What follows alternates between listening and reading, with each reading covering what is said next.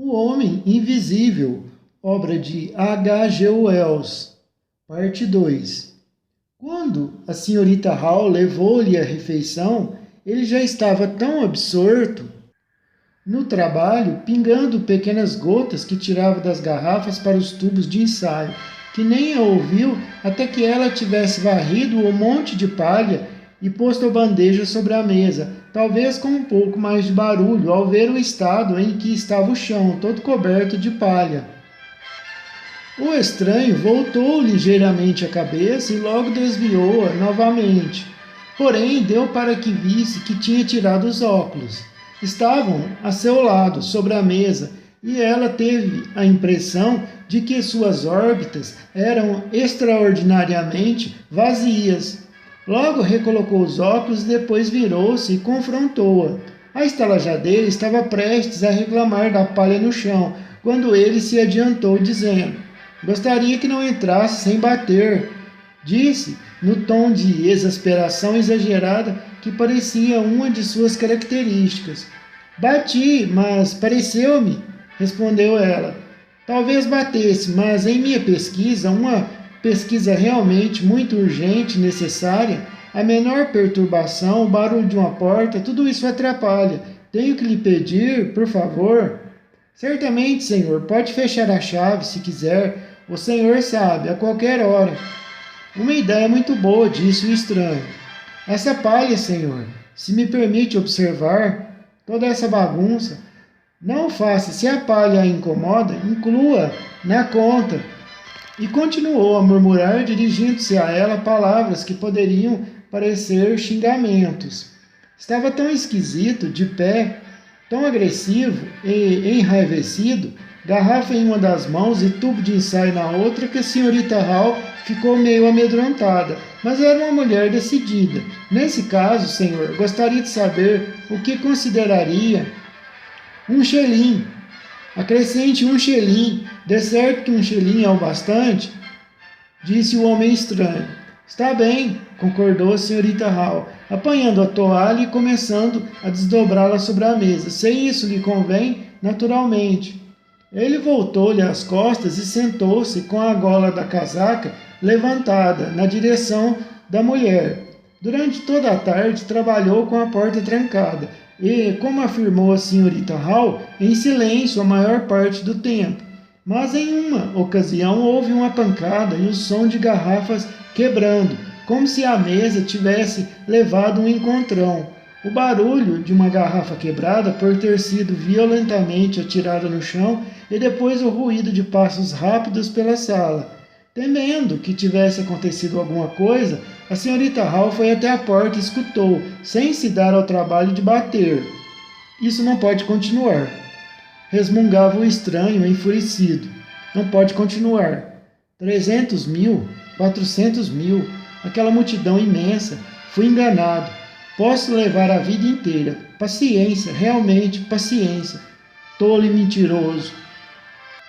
Houve um barulho de botas ferradas nos tijolos do bar, e, muito relutante, a senhorita Hall teve que desistir de ouvir o resto do monólogo. Quando voltou à sala, estava novamente em silêncio, a não ser pelos breves estalidos da cadeira dele e o tilintar ocasional de uma garrafa. Tudo tinha acabado, o estranho voltara ao trabalho. Quando ela lhe levou o chá, viu o vidro quebrado sob o espelho côncavo e uma mancha dourada que fora limpa descuidadamente. Chamou a atenção do estranho para aquilo. "Ponha na conta", retrucou ele secamente. "Pelo amor de Deus, não me aborreça, senhora. Se houver algum estrago, qualquer coisa que seja, ponha na conta." E continuou conferindo uma lista no caderno diante dele. "Vou lhe dizer uma coisa", confidenciou Fireside misteriosamente. A noite ia caindo. Estavam na pequena cervejaria Epping Ranger. "Então", perguntou Ted Enfrey. "Ora, esse sujeito de quem está falando, o que o meu cachorro mordeu, bem, ele é negro, pelo menos as pernas são. Vi através do rasgão na calça dele e na luva. Era de se esperar que aparecesse algo rosado, não acha? Bem, não havia nada, só negrume. estou lhe dizendo, é tão negro quanto meu chapéu, veja. Por Deus, exclamou Humphrey, é um caso muito extravagante. Ora, o nariz dele é tão cor-de-rosa que parece pintado. É verdade, disse Ferencide. Sei disso, e vou lhe dizer o que penso. Aquele homem é malhado, preto aqui e branco acolá, em manchas, e tem vergonha disso. É uma espécie de mestiço e a cor dele é manchada, em vez de misturada. Já ouvi falar desses tipos. É o que acontece com os cavalos, como qualquer um sabe. O senhor Cus entrevista o estranho. Contei as circunstâncias da chegada do estranho a Iping, com uma certa profusão de detalhes para que o leitor compreenda a curiosa impressão que ele causou. Mas, com exceção de 2 incidentes fora do comum, os pormenores de sua estadia podem ser mencionados muito superficialmente até o extravagante dia do festival do clube. Houve inúmeras escaramuças com a senhorita Hall no campo da disciplina doméstica, mas até o fim de abril, quando começaram os primeiros sinais de penúria, ele a derrotava com um fácil expediente de um pagamento extra. Senhorita Hall não apreciava e toda vez que ousava, falava da conveniência de se livrarem dele. Mas manifestava sua antipatia principalmente dissimulando-a, ostensivamente e evitando o visitante tanto quanto possível. Espere até o verão, dizia a senhorita Hall, conciliadora, até que os artistas comecem a chegar. Então veremos. Ele talvez seja um tanto arrogante, mas contas pagas em dia são contas pagas em dia. Diga você o que quiser. O estranho não ia à igreja, e na verdade não fazia a menor diferença, nem em seu vestuário entre o domingo e os outros dias não religiosos. Ele trabalhava, na opinião da senhorita Hall, sem a menor regularidade. Alguns dias descia cedo e atarefava-se sem parar. Em outros, levantava-se tarde, andava pelo quarto, resmungando alto, horas a fio. Fumava e dormia na poltrona junto à lareira. Não tinha a menor comunicação com o mundo para além da aldeia. Seu humor continuava a ser imprevisível. A maior parte do tempo tinha a atitude de um homem que sofria uma provocação quase insuportável e de vez em quando partia, arrancava, esmagava ou quebrava coisas em acessos espasmódicos de violência, para viver sob uma irritação crônica da maior intensidade. O hábito de falar sozinho, em voz baixa, ia se acentuando cada vez mais, porém, embora a senhorita Hall ouvisse atentamente, tudo lhe parecia sem pé nem cabeça. As frases. Raramente saía durante o dia, mas ao cair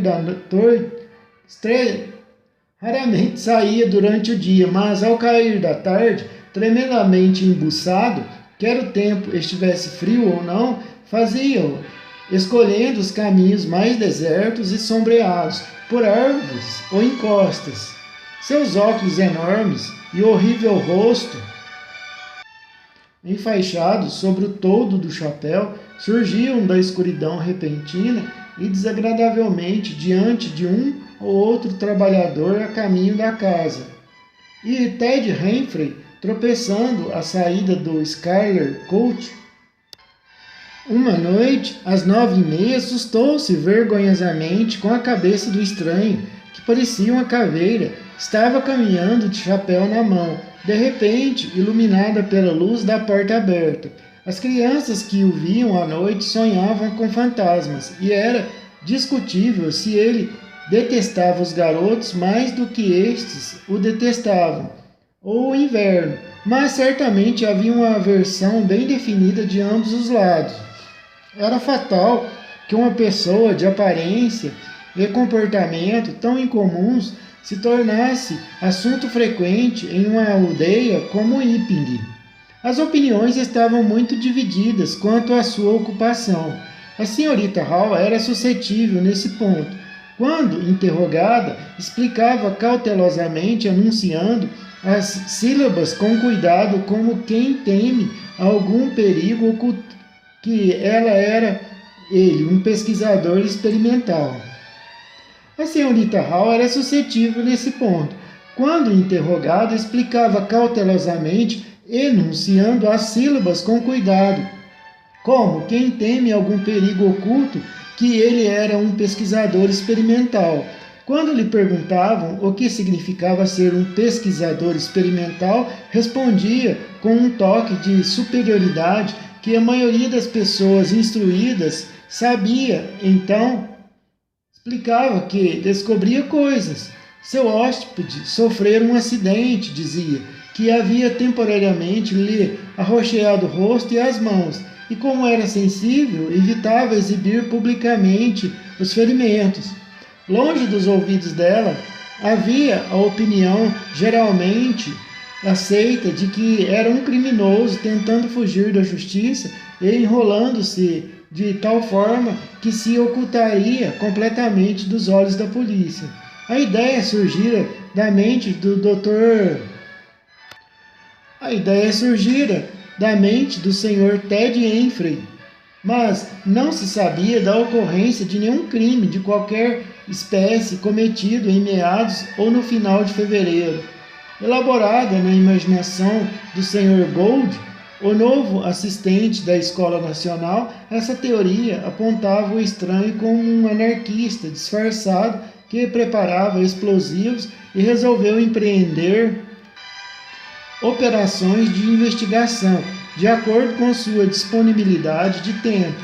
Em geral, essas consistiam principalmente em olhar o desconhecido com muita atenção sempre que se encontravam ou em fazer perguntas a respeito dele a pessoas que nunca o haviam visto, mas não descobriu absolutamente nada. Outra escola de pensamento seguia o Sr. Fahrenheit. Outra escola de pensamento seguia o Sr. Fahrenheit e aceitava a teoria de que o estranho era malhado ou coisa igual, como, por exemplo, Silas Durgan, que tinham ouvido assegurar que, se ele quisesse exibir-se nas feiras, faria fortuna em um piscar de olhos, e sendo um pouco teólogo, comparava-o com o homem que só tinha um talento. E ainda uma outra corrente de opinião sobre o estranho explicava o caso todo considerando o estranho como um maluco inofensivo. Isso tinha a vantagem de justificar tudo sem maiores especulações. Entre os grupos principais havia os indecisos e os acomodados. O povo de Sussex tem poucas superstições, e só depois dos acontecimentos do início de abril a cogitação do sobrenatural foi murmurada pela primeira vez na aldeia. Mesmo assim, só as mulheres acreditaram nisso. Mas o que quer que pensassem, todos os habitantes de Iping concordavam plenamente em sua repulsa a ele. A irritabilidade que demonstrava, embora pudesse ser compreensível para um trabalhador intelectual urbano, era surpreendente para aqueles calmos aldeões de Sussex. A gesticulação frenética que presenciavam vez por outra, o caminhar apressado depois que a noite caía, ultrapassando-os velozmente em cantos escuros, a brutalidade desumana com que rechaçava todas tímidas tentativas de curiosidade, o gosto por locais escuros que levava ao fechar de portas, a baixar de venezianos e a extinção de velas e lampiões. Quem poderia concordar com tudo aquilo? Davam-lhe passagem quando atravessava a aldeia, mas quando se ia, os jovens humoristas levantavam a gola dos casacos, abaixavam a aba dos chapéus e seguiam-no em passadas nervosas, imitando-lhe o jeito furtivo. Naquela época havia uma canção muito popular chamada O Homem Fantasma. A senhorita Stachel a tinha cantado em um concerto na sala de aula da escola, a fim de ajudar a angariar fundos para a iluminação da igreja. E daí por diante, todas as vezes em que 2 ou mais aldeões estavam reunidos e o estranho aparecia, sempre algum deles assobiava 1 ou 2 compassos da canção, mais ou menos agudos ou graves. E as criancinhas que tinham se atrasado também lhe gritavam: Homem Fantasma! e fugiam medrosamente, alvoroçadas correndo. Cus, o clínico geral, estava roído pela curiosidade. As ataduras excitavam-lhe o interesse profissional e as 1001 garrafas despertavam-lhe um respeito invejoso. Durante todo o mês de abril e o de maio, ansioso por uma oportunidade de falar com o estranho, até que, ao aproximar-se a festa de Pentecostes, ele não pôde aguentar mais e arranjou a desculpa de uma lista de contribuições para contratar uma enfermeira para a aldeia. Ficou surpreso ao descobrir que o Sr. Hall desconhecia o nome de seu hóspede.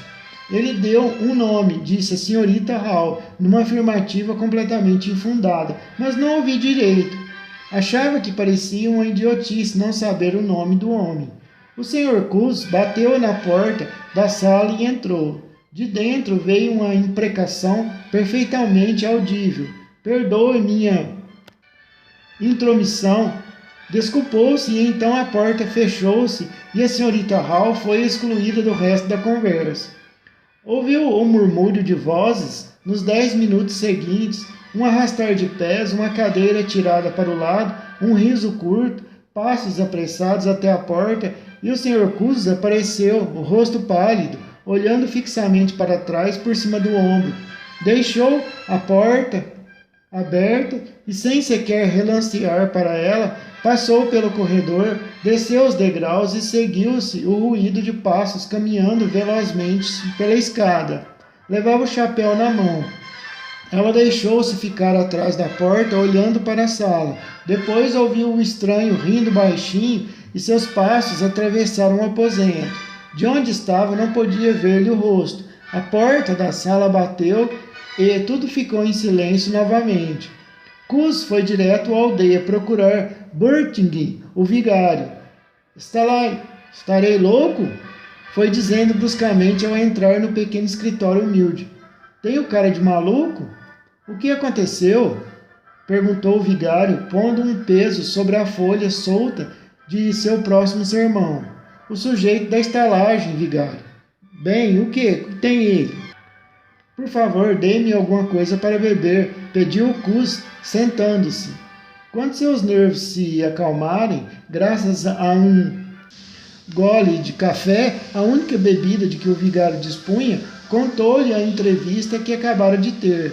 Entrei, arfou, e comecei a pedir uma contribuição para o fundo destinado a pagar a enfermeira. Tinha posto as mãos no bolso quando me viu e estava todo curvado na cadeira. Fungou. Disse-lhe que sabia do interesse que ele tinha pelas coisas ligadas à ciência. Ele concordou. E assim fungou de novo. Ficou fungando o tempo todo. Evidentemente, presa recente de um forte resfriado. Não é de admirar, agasalhado. Daquela forma, expôs a ideia de ter uma enfermeira, mantendo ao mesmo tempo os olhos bem abertos, garrafas, preparados químicos por todos os lados, balanças, tubo de ensaio suspenso e um cheiro de primulas noturnas. Estaria disposto a contribuir? Lhe perguntei. Diz que pensaria no assunto. Perguntei a ele diretamente se estava fazendo pesquisas. Respondeu que sim. Uma pesquisa demorada? Ficou muito irritado quando lhe perguntei. O seu gato, que estava num canto, começou a olhar para mim e a miar. Um diabo de pesquisa muito longa, falou. Estou orando, por assim dizer. Oh, disse eu. Ele desabafou. O homem estava prestes a perder o controle. E minha pergunta fez com que explodisse. Tinha-lhe dado uma receita muito importante. Não disse para quê. Era uma receita médica. Vá para o inferno. Que está tentando descobrir aqui? Pedi desculpas. Fungou com seriedade e tossiu. Falou de novo. Ele a tinha lido. 5 ingredientes. Tinha largado e voltado a cabeça. Uma corrente de ar que vinha da janela tinha carregado o papel. Houve um silvo, um farfalhar. Estava trabalhando em uma sala com uma lareira aberta. Continuou. Viu um lampejo e lá estava a receita queimando e flutuando, chaminé afora. Correu para ela no momento em que desaparecia pela chaminé. Foi isso. Justamente nesse ponto, para ilustrar a história, fez um gesto com o braço. Bem, vigário, o senhor acredita? Ele não tinha mão, só a manga vazia. Deus, pensei, que aleijão. Com certeza, tem um braço postiço, suponho. E tirou-o. Depois pensei, há alguma coisa estranha aqui. Que diabo mantém a manga levantada e aberta se não há nada nela? Não havia nada nela, estou lhe dizendo. Nada, de cima a baixo. Até a articulação. Podia ver até o cotovelo, padre. E havia um raio de luz brilhando através de um rasgão na fazenda. Deus do céu! Exclamei. Ai! Aí ele parou, olhou-me fixamente com aqueles óculos escuros e depois olhou a manga. Bem, é só, não disse uma palavra. Olhou-me fixamente e pôs depressa a manga no bolso. Dizia, prosseguiu, que lá estava a receita sendo queimada, não é? Tossiu interrogativamente. Que diabo, indaguei, como pode mover uma manga vazia assim? Manga vazia? Ele perguntou. Sim, insistiu, uma manga vazia. É uma manga vazia, é? O senhor viu que era uma manga vazia? Levantou-se imediatamente. Levantei-me também. Veio em minha direção em 3 passos, bem lentos, e parou muito perto. Fungou furiosamente. Não vacilei, embora queira cair morto, se aquela cabeça enfaixada e aqueles óculos não forem o suficiente para covardar qualquer um, vindo silenciosamente para uma pessoa. O senhor disse que era uma manga vazia? Ele repetiu. Sem dúvida, confirmei. Só em ficar olhando, sem dizer nada, um homem de cara limpa e sem óculos começa a sentir-se inquieto.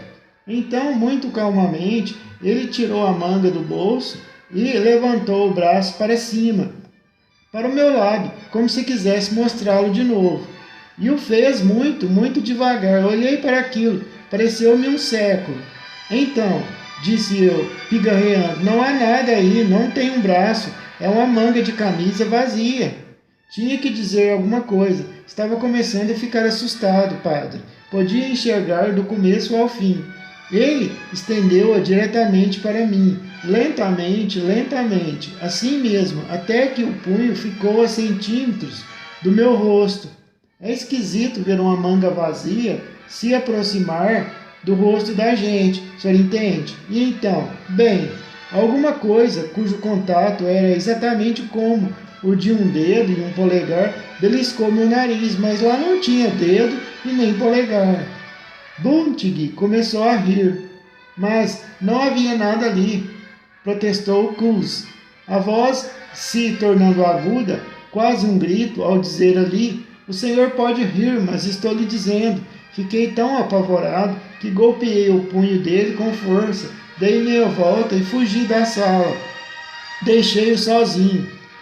Kuz fez uma pausa. Não havia dúvida quanto à sinceridade de seu pânico. Voltou-se transtornado e tomou um segundo gole de café muito ordinário do pároco. Quando atingiu o punho dele, concluiu Kuz, asseguro-lhe, padre, que eu senti exatamente como se estivesse batendo em um braço, mas não havia braço. Não havia nem sombra de um braço ali. O senhor Buntig refletiu, olhou desconfiado para Kuz. É uma história totalmente fora do comum, comentou o padre. Tinha uma expressão muito sábia e grave. Na verdade, repetiu o senhor Bunting, cautelosamente enfático, uma história totalmente fora do comum.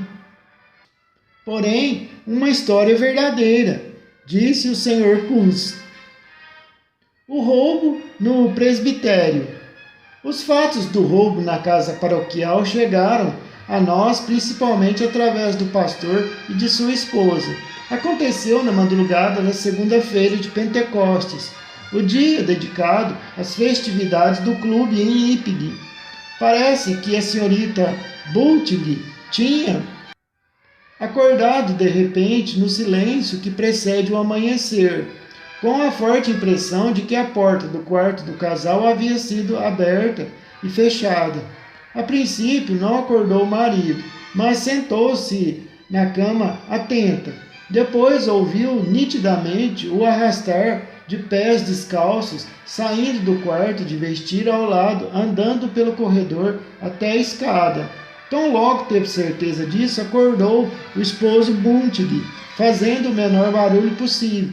Este não acendeu a luz, mas pondo os óculos, o roupão da mulher e seus chinelos, foi até o patamar e ficou escutando. Ouviu distintamente remexerem na mesa do escritório, no andar inferior, e depois um espirro violento. Diante disso, voltou ao quarto, armou-se com a arma mais óbvia, o atiçador, e desceu a escada, tão silenciosamente quanto pôde. A senhorita Bunting saiu para o patamar.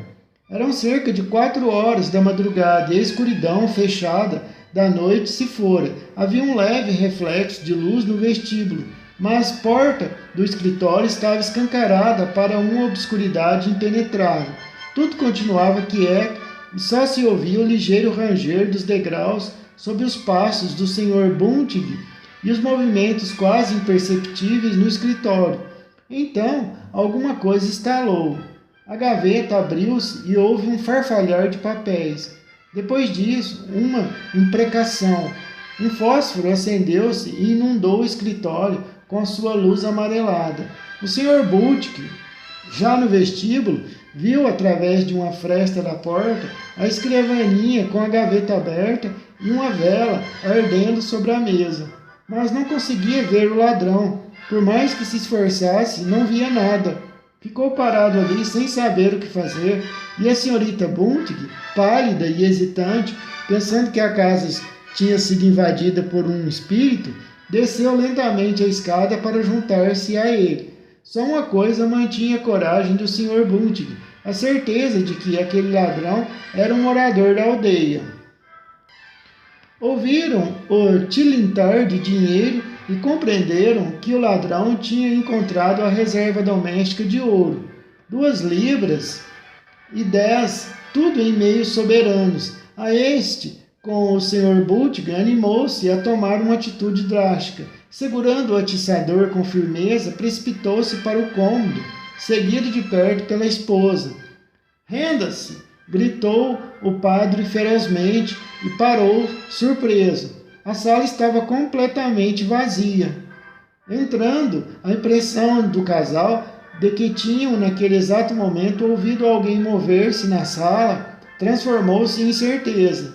Ficaram de boca aberta, olhos arregalados, talvez por meio minuto, e então a senhorita Bunting atravessou o aposento e olhou atrás das cortinas para ver se o ladrão lá estava escondido.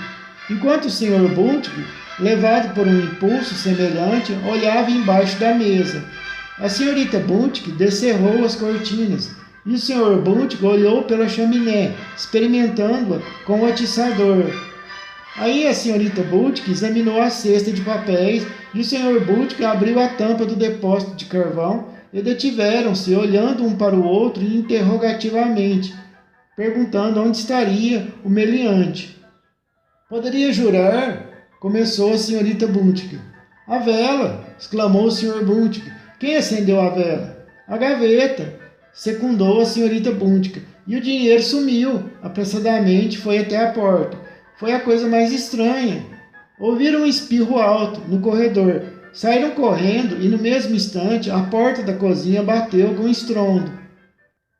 «Traga a vela!» disse o padre para a esposa, e foi na frente. Ambos escutaram o som de ferrolhos precipitadamente abertos. Quando ele puxou a porta da cozinha, viu, além da pia, que a porta dos fundos estava se abrindo e a luz fraca do início da manhã só mostrava as moitas escuras do jardim do lado de fora. Tinha certeza de que nada havia saído pela porta. Porém, esta abriu-se, ficou aberta um instante, depois fechou-se violentamente. Nesse instante, a vela do escritório que a senhorita Bunting estava carregando tremeluziu e brilhou de novo. Passou-se mais 1 minuto antes que entrassem na cozinha. Estava vazia. Fecharam novamente a porta dos fundos examinaram a cozinha, despensa e copa, minuciosamente, e por fim desceram ao porão. Não havia uma alma viva na casa, por mais que procurassem. À luz do dia, encontrou o padre e a esposa, um parzinho vestido com roupas antiquadas, ainda assombrados em sua propriedade, à luz desnecessária de uma vela gotejante. Os móveis que ficaram loucos. Aconteceu que nas primeiras horas da segunda-feira de Pentecostes, antes que Millie fosse procurada para fazer o trabalho do dia, o senhor e a senhorita Hall levantaram-se e desceram silenciosamente à adega. O propósito de ambos era de natureza particular e tinha algo a ver com a densidade específica da cerveja. Mal tinha entrado quando a senhorita Hall percebeu que havia se esquecido de trazer uma garrafa de salsa parrilha do quarto de ambos. Como era perita e a principal operadora naquele assunto, o Sr. Hall, justificando, subiu para buscá-la. No patamar, ficou surpreso ao ver que a porta do estranho estava escancarada. Entrou em seu quarto e achou a garrafa onde lhe fora indicado. Mas, ao voltar com ela, notou que os ferrolhos da porta da frente tinham sido abertos e que a porta estava, de fato, fechada apenas com a lingueta da fechadura. Em um lampejo de inspiração, associou aquilo ao quarto do estranho em cima e as insinuações do Sr. Ted Humphrey. Lembrava-se perfeitamente de que tinha ficado segurando a vela enquanto a senhorita Hall aferrolhava a porta para a noite. Ao ver aquilo, deteve-se boquiaberto e, ainda com a garrafa na mão, voltou para cima. Bateu na porta do estranho. Não houve resposta. Bateu outra vez. Depois empurrou-a e entrou. Era o que esperava. A cama e também o quarto estavam vazios. E o que era de espantar, mesmo a sua inteligência meio lerda, na cadeira e nos pés da cama havia roupas espalhadas. As únicas roupas que até onde sabia o hóspede tinha e suas ataduras. E até o grande chapéu macio estava colocado jovialmente em um dos pés da cama. Enquanto estava parado ali, ouviu a voz da mulher, vinda das profundezas da adega, com a rápida superposição das sílabas e a escala crescente e interrogativa das palavras finais até um som agudo, uma forma através da qual o nativo de Huist Success costuma manifestar uma grande impaciência. Jorge, pegou o que pedi? Diante disso, deu meia volta e apressou-se a ir até ela. Jane, disse por cima do corrimão da escada para a adega. O que Humphrey diz é verdade. Ele não está no quarto, não está. E a porta da frente estava desaferrolhada. A princípio, a senhorita Hall não entendeu, mas logo que o fez, resolveu ver por si mesmo o quarto vazio. Hall, ainda segurando a garrafa, foi na frente. Ele não está lá, mas as roupas dele estão. E que estará fazendo sem roupas por aí? É um negócio muito curioso, disse o marido. Quando subiram os degraus da adega, ambos, como foi confirmado posteriormente, pensaram ter ouvido a porta da frente abrir-se e fechar-se, mas, ao vê-la fechada e nada por ali, não disseram nenhuma palavra um ao outro na ocasião. A senhorita Hall ultrapassou o marido no corredor e foi a primeira a subir correndo a escada. Alguém espirrou. Hall, seguindo a 6 passos atrás, pensou que, ao ouvir espirrar, ela, andando na frente, teve a impressão de que o esposo tinha espirrado. Abriu completamente a porta e ficou olhando o quarto. Que coisa esquisita, disse. Ouviu outro espirro que parecia perto da cabeça dela e, voltando-se, ficou surpresa ao ver Hall a uns 3 metros, no último degrau da escada. Mas logo depois chegou ao seu lado. Ela inclinou-se, pôs a mão no travesseiro e depois embaixo das roupas. Estão frios, disse. Levantou-se há 1 hora ou mais. Ao fazê-lo, aconteceu uma coisa realmente extraordinária. A roupa de cama juntou-se sozinha, atirou-se para o alto, de repente, em uma espécie de monte, e depois pulou diretamente por cima dos pés da cama. Era como se uma mão invisível a tivesse agarrado pelo meio e jogado para o lado. Logo depois, o chapéu do estranho saltou do pé da cama e, descrevendo uma trajetória revoluteante pelo ar, quase um círculo completo, atirou-se diretamente ao rosto da senhorita Hall. Depois veio a esponja do lavatório, em seguida a cadeira, deixando cair para o lado, descuidadamente, o casaco e as calças do estranho, e rindo secamente, em uma voz muito parecida com a dele, a cadeira virou-se para cima, rindo bastante, com as 4 pernas para o ar. Por um momento pareceu fazer pontaria na direção do Sr. Hall e precipitou-se para ele. Gritando, ele virou-se e as pernas da cadeira tocaram-lhe as costas, sem brutalidade, mas com firmeza, e empurraram-na juntamente com Hall para fora do quarto. A porta fechou-se então violentamente e foi trancada ainda. Durante algum tempo, a cadeira e a cama pareceram estar escutando uma dança triunfal e, depois, abruptamente, tudo cessou. Durante algum tempo, a cadeira e a cama pareceram estar executando uma dança triunfal e, depois, abruptamente, tudo ficou em silêncio. A senhorita Hall ficou no patamar, quase desmaiada, nos braços do esposo, ambos estupefatos, assustados, sem saber o que ocorreu. Foi com a maior dificuldade que ele e Millie, que fora acordada por seus gritos de alarme, conseguiram levá-la para baixo e dar-lhe os reconstituintes habituais nesses casos. Foram os espíritos, disse a senhora Hall. Sei que foram os espíritos, já li nos jornais a respeito deles. Eles gostam dessas brincadeiras, mesas e cadeiras pulando e dançando. Tome mais uma gota, Jane, insistiu o esposo. Vai acalmar você. Deixe-no do lado de fora, disse a senhorita Hall. Não permitam que entre outra vez. Bem que desconfiei. Devia saber, com os olhos esbugalhados e a cabeça enfaixada, e nunca indo à igreja aos domingos, e todas aquelas garrafas, muito mais do que qualquer um tem o direito de ter. Foi ele quem pôs esses espíritos nos móveis.